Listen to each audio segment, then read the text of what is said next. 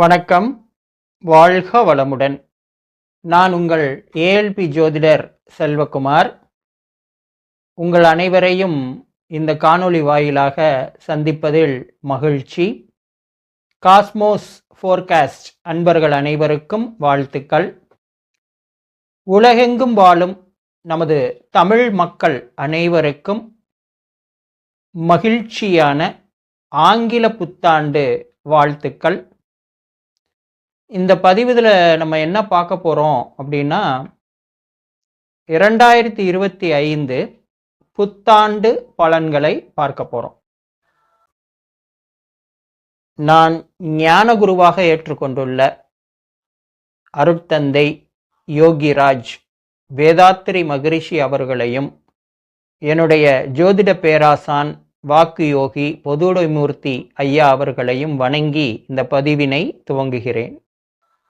அதாவது நம்ம தமிழ் மரபுப்படி சித்திரை 1 தமிழ் புத்தாண்டு அப்படின்னு வானியல் ரீதியாகவும் ஜோதிட ரீதியாகவும் சாஸ்திர ரீதியாகவும் நாம் கொண்டாடினாலும், உலக வழக்கத்தை ஏற்றுக்கொண்டு உலக மக்கள் அனைவராலும் ஆங்கில புத்தாண்டு தினமாக கொண்டாடப்படும் ஜனவரி 1ஐயும் ஆங்கில புத்தாண்டாக நாம் கொண்டாடி வருகிறோம்.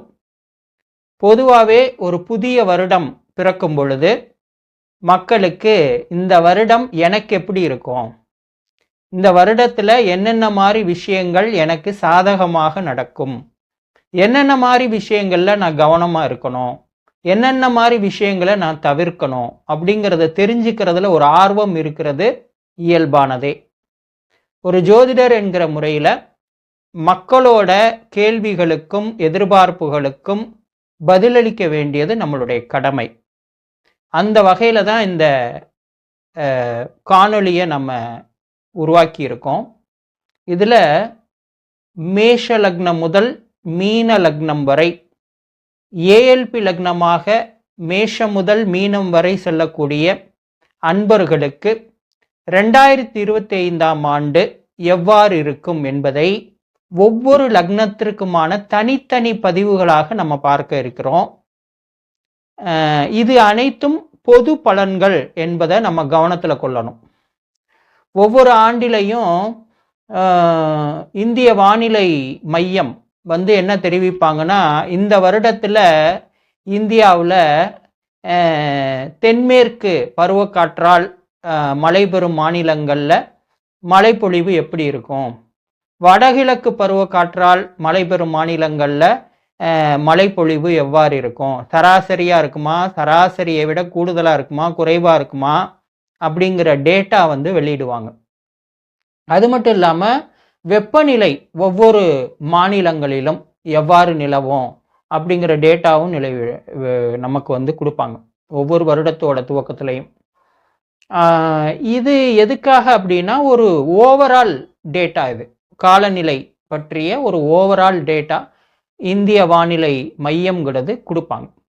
ஆனால் என்னோட ஊர் உசிலம்பட்டியில் எப்படி மழைப்பொழிவு இருக்கும், வெப்பநிலை எப்படி இருக்கும், என்னோட ஊர் கோவில்பட்டியில் எப்படி மழைப்பொழிவு இருக்கும், வெப்பநிலை எப்படி இருக்கும்லாம் கேள்வி நம்ம கேட்டோம்னா அதுக்கு வேற கணக்கீடுகள் இருக்கு. அது அந்தந்த பகுதியில் இருக்கக்கூடிய வெப்பமானிகள் மலைமானிகளை கொண்டு தான் தீர்மானிக்க முடியும். அதே மாதிரி தான் இப்போ நம்ம கொடுக்கக்கூடிய பலன்கள் அனைத்துமே இந்திய வானிலை மையம் அளிக்கிற டேட்டா, அதாவது ஓவரால் டேட்டா மாதிரி தான். மேஷ லக்னத்திற்கு இந்த 2025 எப்படி இருக்கும், ரிஷப லக்னத்திற்கு 2025 எப்படி இருக்கும், இப்படி ஓவரால் டேட்டா தான் நம்ம கொடுக்குறோம். ஒவ்வொரு மனிதனும் தனக்கு தனிப்பட்ட முறையில் தெளிவாக பலன் வேணும்னு நினச்சா அவங்களோட ஜாதகத்தை பக்கத்தில் இருக்கிற ஒரு ஏஎல்பி ஜோதிடர்கிட்ட எடுத்துகிட்டு போய் பலன்களை அறிஞ்சுக்கணும். அல்லது நம்ம டிஸ்கிரிப்ஷனில் நம்மளோட வாட்ஸ்அப் நம்பர் கொடுத்துருக்குறோம். அதுக்கு நீங்கள் உங்களுடைய ஜாதக விவரங்களை, பிறந்த நேரம், பிறந்த ஊர், பிறந்த இடம் சம்பந்தமான விவரங்களை அனுப்புனீங்கன்னா உங்களுடைய கேள்விகளுக்கு தெளிவான பதில்களை நம்மளால் துல்லியமாக கொடுக்க முடியும். ஆனால் இப்போ நம்ம பார்க்க போகிறது ஓவரால் டேட்டா. இப்போ வடகிழக்கு பருவமழைன்னு எடுத்துக்கிட்டால் மழை பெறும் மாநிலங்கள் தமிழ்நாடு, ஆந்திரா, தெலுங்கானா, ஒரிசா, மேற்கு வங்காளத்தின் சில பகுதிகள். இந்த பகுதியில் மழைப்பொழிவு எப்படி இருக்கும்? அதில் தமிழ்நாட்டில் இயல்பை ஒட்டி இருக்குமா, இயல்பை விட கூட இருக்குமா, குறைவாக இருக்குமா? ஆந்திராவில் எப்படி இருக்கும், தெலுங்கானாவில் எப்படி இருக்கும், ஒரிசாவில் எப்படி இருக்கும்? இப்படி தனித்தனியாக நம்ம ஒவ்வொரு லக்னத்துக்கும் பார்க்குற மாதிரி பார்க்குறோம். ஆனால் குறிப்பிட்ட நபருக்கு அப்படின்னு போகும்போது அவங்கவுங்களோட சுய ஜாதகத்தை தான் நம்ம பார்க்கணும். அதுதான் முக்கால்வாசி பலன்களை அளிக்கக்கூடியது. இப்போ நமக்கு சொல்லப்போகிற பொது பலன்கள் எல்லாருக்கும் ஓரளவுக்கு அதுக்கான தாக்கங்கள் இருக்கும். இப்போ தமிழ்நாட்டில் மழை பெறும் மாதங்கள் எதுன்னு கேட்டிங்கன்னா மேக்சிமம் அக்டோபர், நவம்பர், டிசம்பர். அந்த 3 மாதத்தில் மழைங்கிறது இருக்குங்கிறது எல்லாருக்கும் தெரியும். அது எல்லா ஊர்லேயும், சென்னையிலேருந்து கன்னியாகுமரி வரைக்கும் எல்லா மாவட்டங்கள்லையும் மழை இருக்கும். மழை பெய்கிற நாட்கள் வேணால் முன்ன பின்ன இருக்கலாம். ஆனால் இந்த 3 மாதங்களுக்குள்ள மழை பொழிவுங்கிறது பெரும்பாலான மாவட்டங்களில் இருக்கும். அது மாதிரி இந்த கோச்சார பலன்கள் எனப்படும் இந்த பொது பலன்கள் எல்லோருக்கும் தாக்கத்தை ஏற்படுத்துமான தாக்கத்தை ஏற்படுத்தும். சுயஜாதகம் நல்லா வலுவாக இருக்கிறவங்களுக்கு இந்த தாக்கம் குறைவாக இருக்கும். சுயஜாதகம் வலு குறைந்து இருக்குது, அதில் ஜாதக அமைப்பே சரியில்லாமல் இருக்குது அப்படின்னா இந்த கோச்சார பலன்கள் அதிகமான தாக்கத்தை ஏற்படுத்தும். இந்த அளவில் நம்ம புரிஞ்சுக்கணும். ஓகேங்களா? சரி, அடுத்ததாக ஏஎல்பி முறையில் நம்ம பலன்கள் சொல்ல போகிறோம். ஏஎல்பி லக்ன முறையில் பலன்கள் சொல்ல போகிறோம். இப்போ பெரும்பாலான மக்கள் பாரம்பரிய முறையில் தங்களுடைய ஜாதகங்களை பற்றி தெரிஞ்சிருப்பாங்க. எனக்கு இந்த ஜென்ம நட்சத்திரம், எனக்கு இந்த ஜென்ம லக்னம், எனக்கு இந்த ஜென்ம ராசி அப்படின்னு அவங்க தெரிஞ்சிருப்பாங்க. ஆனால் ஏஎல்பி முறையில் எனக்கு என்ன லக்னம் போகுது, ஏஎல்பி முறையில் எனக்கு என்ன லக்ன நட்சத்திரம் போகுது, ஏஎல்பி முறையில் எனக்கு என்ன ஏஆர்பி நட்சத்திரம் போகுதுங்கிற அறிவு எல்லா மக்களுக்கும் புரிதலும் உணர்தலும் இருக்குமானா குறைவு.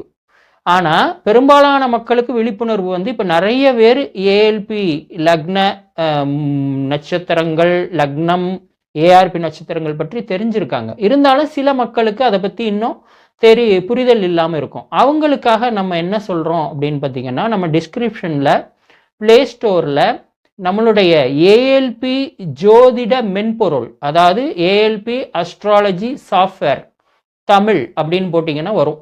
அந்த சாஃப்ட்வேருக்கான லிங்க் கொடுத்துருக்கோம். நீங்கள் அந்த லிங்கின் மூலமாக ப்ளே ஸ்டோரில் இருந்து ஏஎல்பி அஸ்ட்ராலஜி சாஃப்ட்வேரை டவுன்லோட் பண்ணிக்கலாம். டவுன்லோட் பண்ணிக்கிட்டு அதில் ஜாதகம் அப்படின்னு ஒரு ஆப்ஷன் இருக்கும்.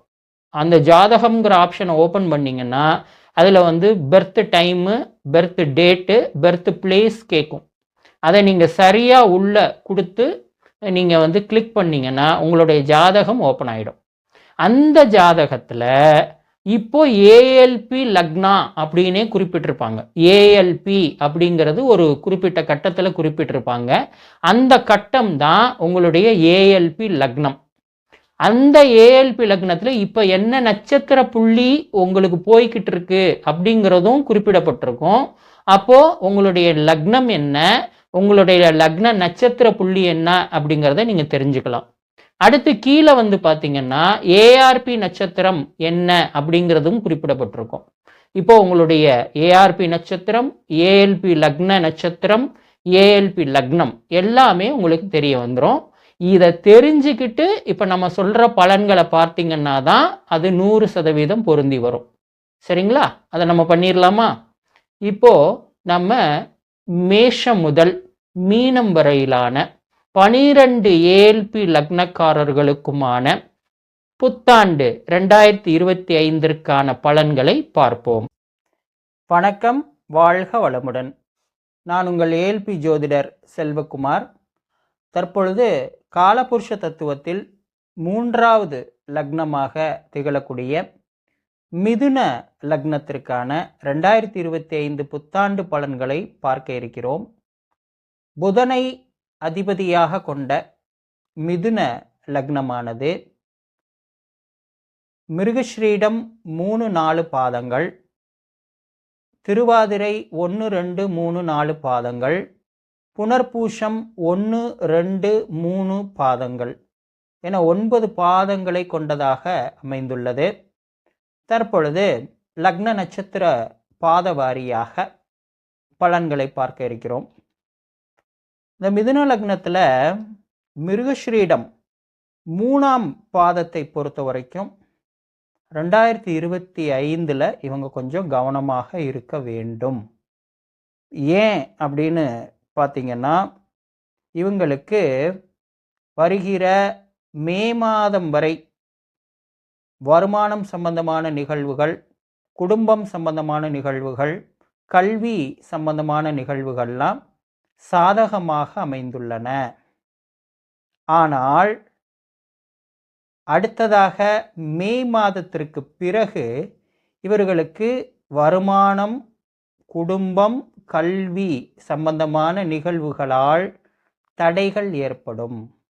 பிரச்சனைகளை இவர்கள் சந்திக்க வேண்டிய சூழ்நிலை அப்படிங்கிறது இந்த மே மாதத்திற்கு பிறகு ஏற்படுமா அப்படின்னு பார்த்தீங்கன்னா, கண்டிப்பாக ஏற்படும் அப்படிங்கிறத பார்க்குறோம். ஆனால் இவங்களுக்கு நல்ல செய்தியும் ஒன்று இருக்குது. அட் ப்ரெசண்ட்டு இவங்களுக்கு இந்த கணவன் மனைவி உறவு, அவங்களுக்கு இடையில் இருக்கக்கூடிய நெருக்கம், இணக்கம், நட்புறவு, இதில் எல்லாம் கொஞ்சம் பிரச்சனைகள் இருக்குது. திருமண தடைங்கிறது இந்த மிருகஸ்ரீடம் 3ஆம் பாதத்திற்கு இப்போ அட் ப்ரெசண்ட் இருக்கானா இருக்குது.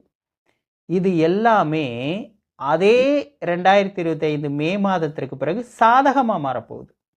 திருமண தடைங்கிறது நீங்க போகுது. கணவன் மனைவிக்கு இடையில் இருக்கக்கூடிய இணக்கம் அப்படிங்கிறது அதிகரித்து அவர்களுடைய உறவு மேம்பட போகுது அப்படிங்கிறத பார்க்குறோம். நண்பர்களுக்கு இடையில் இருக்கக்கூடிய கருத்து வேறுபாடுகள் நீங்கி அவர்களுக்குள்ள நல்ல இணக்கமும் நட்புறவும் மேம்பட போகுது. எப்போ? 2025 மே மாதத்திற்கு பிறகு. அதே சமயத்தில் அதே 2025 மே மாதத்திற்கு பிறகு வருமானம் சம்பந்தமான நிகழ்வுகள், அடுத்து குடும்பம் சம்பந்தமான நிகழ்வுகள், பேச்சு, ஜாதகரின் பேச்சு சம்பந்தமான நிகழ்வுகள், கல்வி சம்பந்தமான நிகழ்வுகளால் பிரச்சனைகளையும் ஜாதகர் சந்திக்க வேண்டிய சூழ்நிலைங்கிறது ஏற்படக்கூடிய காலகட்டமாக அமைந்துள்ளது அப்படிங்கிறத பார்க்குறோம். இப்போ இவங்க என்ன பண்ணலாம்? இவங்க ரொம்ப கவனமாக பேசணும். பேச்சில் கவனம் தேவை. தேவையற்ற வார்த்தைகளை பேசுறது, தேவையில்லாத விஷயங்களை பேசுறது, தேவையில்லாத நபர்களை பற்றி பேசுகிறத தவிர்க்கணும்.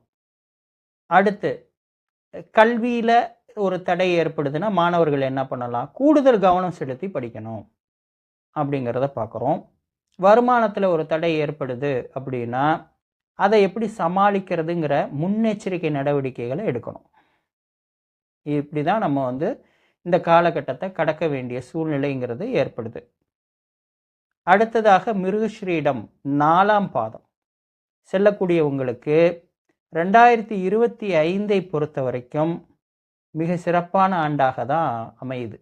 மிருகஸ்ரீடம் 4ஆம் பாதத்தை பொறுத்த வரைக்கும் இந்த மிருகஸ்ரீடம் 4ஆம் பாதம் செல்றவங்களுக்கு தற்பொழுது அட் ப்ரெசண்ட் இருக்கக்கூடிய அந்த வருமானம் சம்பந்தமான விஷயங்கள், குடும்பம் சம்பந்தமான விஷயங்கள், கல்வி சம்பந்தமான விஷயங்களில் இருக்கக்கூடிய சாதகமற்ற தன்மைங்கிறது நீங்கி சாதகமான நிலைங்கிறது ஏற்படும். எப்போ ஏற்படும்? 2025 மார்ச் மாதத்திற்கு மேலே ஏற்படும். அடுத்ததாக இவங்களுக்கு கணவன் மனைவி உறவு, நண்பர்களுக்கிடையான நட்புறவு, திருமணம் சம்பந்தமான நிகழ்வு, இதில் இருக்கக்கூடிய தடைகள் எல்லாமே மே மாதத்திற்கு பிறகு நீங்கக்கூடிய தன்மை அப்படிங்கிறது இருக்கு அப்படிங்கிறத பார்க்குறோம். மிருகஸ்ரீடம் 4க்கு மட்டுமல்ல, திருவாதிரை 1, திருவாதிரை 2 நட்சத்திரங்கள் செல்பவர்களுக்கும், அதாவது மிதுன லக்னம் ஏல்பி லக்னமாக சென்று மிருகஸ்ரீடம் 4, திருவாதிரை 1, திருவாதிரை 2 செல்லக்கூடிய அன்பர்கள் எல்லாருக்குமே இந்த பலன்கள்ங்கிறது ஒரே மாதிரி நடக்கும். அதாவது கணவன் மனைவி உறவுங்கிறது, நண்பர்களுக்கு இடையான நட்புறவுங்கிறது கண்டிப்பாக மே மாதத்திற்கு பிறகு சிறப்பு பெறும். அதில் உள்ள தடைகள் நீங்கி சுமூகமாக மாறும். அதே சமயத்தில் மார்ச் மாதத்துக்கு பிறகு இவங்களுக்கு வருமானம், குடும்பம், பேச்சு, கல்வி சம்பந்தமான நிகழ்வுகளில் இருக்கக்கூடிய தடைகள் நீங்கி அவை சாதகமாக மாறும். அது மட்டும் அல்ல, திருவாதிரை 1, திருவாதிரை 2, திருவாதிரை 3 செல்லக்கூடிய அன்பர்களுக்கு வருகிற 2025 மே மாதத்திற்கு பிறகு அவங்களுக்கு எல்லாமே பாக்கியமாக அமையும். திருவாதிரை 1, திருவாதிரை 2, திருவாதிரை 3, திருவாதிரை 4 செல்லக்கூடிய அன்பர்கள் அனைவருக்குமே 2025 மே மாதத்திற்கு பிறகு அனைத்து விஷயங்களும் பாக்கியமாக அமையும். ஏன் இப்படி சொல்கிறோன்னா, பாவம் இந்த திருவாதிரை 1, 2, 3, 4 பாதங்கள் செல்றவங்க கடந்த 1.5 ஆண்டுகளாக படாத பாடுபட்டிருப்பாங்க. இவங்க பார்த்திங்கன்னா அழுத்தம், சரியான அழுத்தத்தில் மாட்டியிருப்பாங்க. மன அழுத்தத்தில், தொழில் ரீதியான அழுத்தம் அப்படிங்கிறதையும் சந்திச்சிருப்பாங்க. இது எல்லாத்துக்குமே தீர்வாக வரக்கூடிய மே மாதம் 2025 மே மாதம் அமைய போகுது. அதன் பிறகு இவங்களுக்கு அந்த அழுத்தம்ங்கிறது நீங்கி, தொழில் ரீதியான அழுத்தம், மன அழுத்தம்ங்கிறது நீங்கி இவங்க மிக சிறப்பான ஒரு பாக்கியமான நிலையை அடைய இருக்கிறார்கள் அப்படிங்கிறத பார்க்குறோம். அடுத்ததாக புனர்பூசம். புனர்பூசம் 1, 2, 3 பாதங்கள் செல்லக்கூடிய அன்பர்களுக்கு என்னென்னா, இப்போ இந்த மே மாதத்திற்கு முன்பு ஒரு நிலை, மே மாதத்திற்கு பின்பு ஒரு நிலைன்னு 2ஆக பிரிச்சுக்கலாம். 2025 மே மாதத்திற்கு முன்பு ஒரு நிலை, 2025 மே மாதத்திற்கு பின்பு ஒரு நிலை அப்படின்னு பிரிச்சுக்கலாம். மே மாதத்திற்கு முன்பு எப்படி இருக்குது அப்படின்னு பார்த்தீங்கன்னா, அலைச்சல் அதிகமாக இருக்கும், தூக்கம் இருக்காது, விரயம் அதிகமாக இருக்கும்,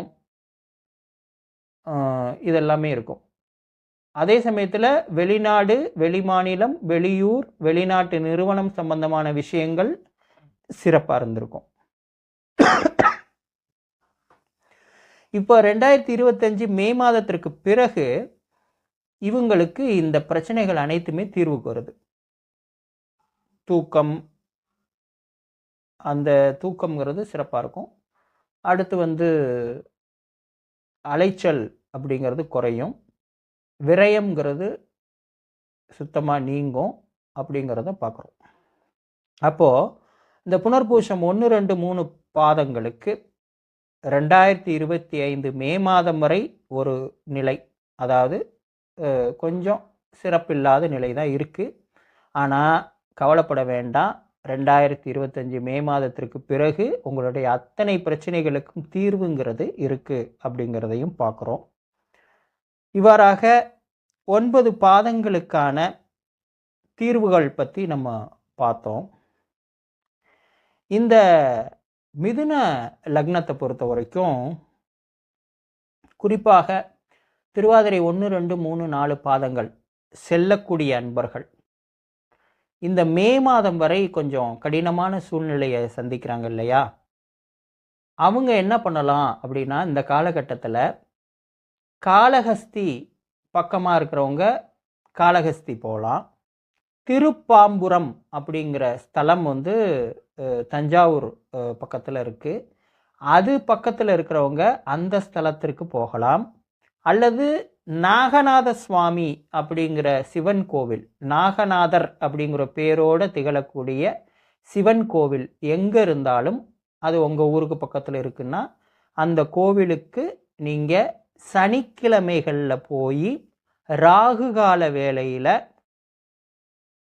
நல்லெண்ணெய் தீபம் ஏற்றணும்.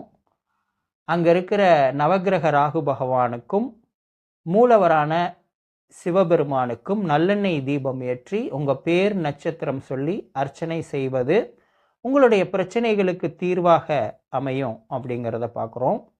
அதே போல் மிருகஸ்ரீடம் 3, 4 பாதங்கள் செல்லக்கூடியவர்கள் இவங்க என்ன பண்ணலாம் அப்படின்னு சொல்லி பார்த்தீங்கன்னா, சக்கரத்தாழ்வார் அவரை கெட்டியாக பிடிச்சிக்கணும். பெருமாள் கோயிலில் இருக்க எல்லா பெருமாள் கோயில்லையும் சக்கரத்தாழ்வார் இருப்பார். அப்போ அந்த பெருமாள் கோயிலில் இருக்கிற சக்கரத்தாழ்வாரோட சன்னதிக்கு செவ்வாய்க்கிழமையில் போகணும். செவ்வாய்க்கிழமையில் போகலாம், அல்லது சித்திரை நட்சத்திரம், அவரோட ஜென்ம நட்சத்திரம் சித்திரை நட்சத்திரம், அந்த நட்சத்திரத்தில் போயிட்டு உங்கள் பேர் நட்சத்திரம் சொல்லி அர்ச்சனை பண்ணி ஒரு நெய் தீபம் ஏற்றி வழிபாடு செய்யும் பொழுது உங்களுக்கான பிரச்சனைகளுக்கு அது தீர்வா அமையும் அப்படிங்கிறத பார்க்குறோம். அதே மாதிரி புனர்பூசம் 1, 2, 3 பாதங்கள் செல்லக்கூடிய அன்பர்கள் இவங்க என்ன பண்ணலாம்? இவங்களும் கண்டிப்பாக அந்த மே மாதத்திற்கு முன்னாடி இவங்களுமே பிரச்சனைகளை சந்திக்கிறாங்களான்னா சந்திக்கிறாங்க. அப்போ அந்த காலகட்டத்தில் அந்த 5 மாதங்களை இவங்க கடக்கணும் இல்லையா?